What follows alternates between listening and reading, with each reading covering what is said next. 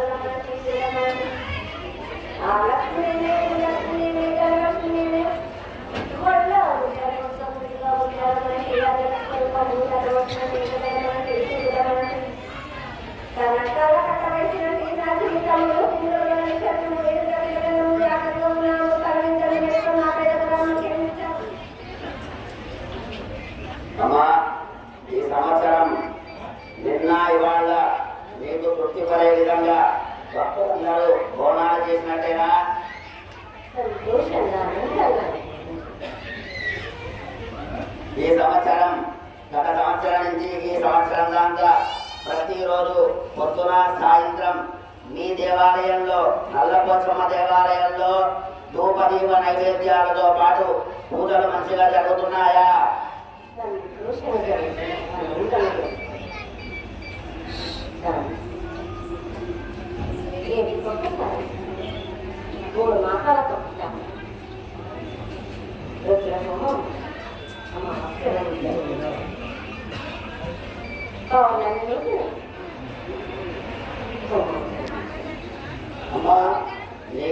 ప్రీతికరంగా మీరు చెప్పినట్టుగా రుద్రోహం కానీ పుణ్యం రోజు హోమాలు కానీ చేస్తామమ్మా. అది చాలా సంతోషం మాకు. కానీ ప్రతి సంవత్సరం మాదిరిగానే ఈ సంవత్సరం కూడా మీ పండుగకి 2 రోజుల ముందో లేదా 4 రోజుల ముందో వర్షాలు కురిసినాయి తప్ప ఇంకా ఈ సంవత్సరాల మొత్తం వర్షాలు ఎక్కడా లేవమ్మా. అంటేనేమో కుంభవృష్టి అంటున్నారు, లేదంటే అతివృష్టి అంటున్నారు. రైతులు ఎట్లా బతకాలి? రైతులు బాగాలేదే మా జోలికాయలు పైసలన్నీ రేట్లన్నీ ఎక్కువ చేసి పైసలన్నీ పోతున్నాయమ్మా. దానికి ఏమైనా ఆలోచించాలి కదమ్మా. కుంభవర్షాలు కోరుకున్నప్పుడు కుంభవర్షాలు తప్పనిసరి ఎవరు కోరుకున్నారు వాళ్ళ బంగారం చేయడమే మా వంతు బతకాలి. అతిగా వర్షాలు కోరుకుంటున్నారు. అవసరమే కదా కోరుకోవాలా. పాడి పంటలు మట్టుకు సకాలంలోనే పెట్టుకున్నాం. కానీ మీరే అట్లా చేసుకుంటున్నారు. మేం చేసేదేముందమ్మా, ఇచ్చేది నువ్వే, తీసుకుపోయేది నువ్వే, పిలిపించేది నువ్వే, ఆ తినాలన్నా అడిగేపించేది నువ్వే కదమ్మా. నువ్వు ఇట్లా మాట్లాడితే రైతులందరూ బాధపడతారమ్మా. నువ్వే ఒక మార్గాన్ని, మంచి వర్షాన్ని, మంచి పంటల్ని, మంచి ఆరోగ్యాన్ని కూడా పరిశీలించాలి కదమ్మా. వర్షాలు వర్షాలని కోరుకుంటున్నారు కదా బాగా. కోరినంత ఇవ్వడమే నా వంతు కదా. ఈ రైతులు కూడా వాళ్ళకి కావాల్సినంత వర్షం కావాలని అంట, అతిగా కావాలని కోరుకుంటున్నారు కాబట్టి ఇవ్వాల్సి తప్పని. ముఖ్యంగా ఇంట్లో చాలా కష్టాలు ఎదురవుతున్నాయమ్మా. ఎవరైనా సరే తల్లిదండ్రులు ఎవరు గౌరవిస్తలేరు. దేవుడు అంటే భయం లేకుండా పోతుంది. గుడికి వచ్చేటప్పుడు కూడా ఎవరి ఇష్టం ఉన్నట్టు వాడొస్తున్నాడు. దానికి కూడా నువ్వు భయంతో ఏదైనా ఒక శిక్షించాలి కదమ్మా. తప్పనిసరిగా తల్లిదండ్రులను మాట వినడం లేదు కదా. తల్లిదండ్రులు చేసుకున్నదే కానీ నాది మాత్రం నేను మాత్రం సకాలం వాళ్ళకు మంచి దారి చూపిస్తున్నా కానీ వాళ్ళ తల్లిదండ్రులు మట్టుకు పిల్లలు పట్టించుకోకుండా ఊరు మీద కొదలేస్తున్నారు కదా. అందువల్లనే కదా ఆ విధంగా తయారవుతున్నారు. ఆ ఊరు కూడా నీదే, ఆ మనుషులు కూడా నువ్వు తెచ్చిందే. ఆ మనుషులు చెడు మార్గంలో, మత్తు పదార్థాలలో ఎవరి ఇష్టం ఉన్నట్టు వాడు జీవిస్తున్నాడమ్మా. దేవుడు అంటే తండ్రి అంటే భయం లేకుండా పోతుందమ్మా. అసలు దేవుడు అంటే భయం లేకుండా పోతుందమ్మా ఈ కాలంలో. శిక్షిస్తానేమో శిక్షించిన అంటారు, లేకపోతే మేము ఈ విధంగా ఎట్లా బాలక, నేను ఏ విధంగా చేయాలి బాలక. ఎప్పుడు మట్టకో ఆ విధంగా జరిగిందంటే తప్పనిసరిగా శిక్ష మాత్రం నువ్వు ఇస్తావా? ఇంకోటమ్మా, ఈ గుళ్ళ కమిటీ మెంబర్లు ఎవరైనా నీ పైసలు తిని ఎవరైనా సేవ చేయకుండా ఎవరైనా ఎగ్గొట్టి ఎవరైనా సుఖపడుతున్నారా అమ్మా? సుఖపడతారా? నా చుట్టాలు విన్నంత మాత్రాన నేను ఊరుకుంటా అంటున్నారా? ఏం ఊరుకోండి, నేను చూపించేదంతా చూపిస్తావా? నేను నా తల్లినే ఊరగలి, నేను ఊరుకుంటానని ఎట్లా అనుకున్నావు బాలక? ఎట్లా అనుకోలేదమ్మా, అందరూ సుఖపడుతున్నారు. నీ దగ్గరకు వచ్చే వరకు ప్రతి సంవత్సరం ఆ జాగ విషయంలో, ముందు ఉన్న చెట్ల విషయంలో ఏది నీ గుళ్ళ పనులు అయితేనేవమ్మా, ఆ జాగ అట్లనే ఆగిపోతున్నా. జాగ గురించి ఏమైనా మార్గం చెప్పండి కమిటీ మెంబర్లకి. ఇచ్చిందని చూసి ఒక్కసారి ఏం చేస్తావా? మన దగ్గర కొంచెం ఈ సంవత్సరంలో ఆడపిల్లలకి మంచి సంతానం కలగాలి, మంచి ఉత్పత్తి జరగాలమ్మా. సంతానం కలిగేటప్పుడు కూడా దృఢత్వంగా మంచి శరీరంతో అమ్మాయి కానీ అబ్బాయి కానీ పుట్టే విధంగా ఏం చేయాలో అది కూడా చెప్పమ్మా. మొదటి సంతానం నా పేరు నా మళ్ళీ ఏడుగా తప్పనిసరిగా ప్రతి పుణ్యానికి నల్లపోచమ్మ దేవాలయంలో అన్నదాన కార్యక్రమం కానీ లేదంటే హోమాలు కానీ ఏదైనా తలపెట్టాలని చెప్పేసి నీ అనుగ్రహం చేత అనుకుంటున్నారమ్మా. దానికి కూడా నువ్వు శక్తి ఇవ్వాలి, దాని మార్గాన్ని కూడా ఏదో చెప్పాలి. తప్పనిసరిగా చండీ హోమం జరిపించండి, మీరు మొదలు పెట్టండి, మీ వెనకాల నేను ఉంటాను. రప్పించుకునే భారం కూడా నాదే.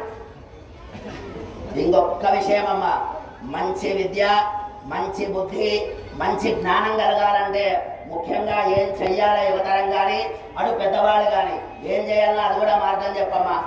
నా వారం రోజున తప్పనిసరిగా నన్ను వేడుకున్నట్టయితే తప్పకుండా నేను వాళ్ళ కోరికల్లా అనుకున్న పనులని సకాలంలో నెరవేరుస్తాను. ఈ గుళ్ళ లేదా మీ కోరికల్లా మనసులో పెట్టుకోను, ఏదో ఒకటి పెట్టుకొని వచ్చిందంటే నేను మాత్రం నిష్టతోటి నన్ను వచ్చినట్టయితే తప్పనిసరిగా ఆయన ఇచ్చేదాన్ని.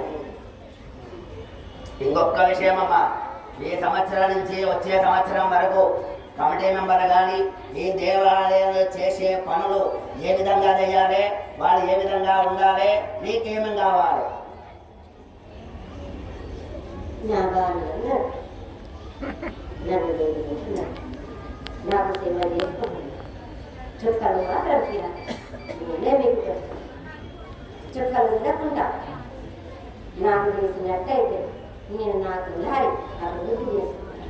మీ లారి కూడా సుఖశాంతులతో ఇలా తెలియజేసిన భారం కూడా నాది.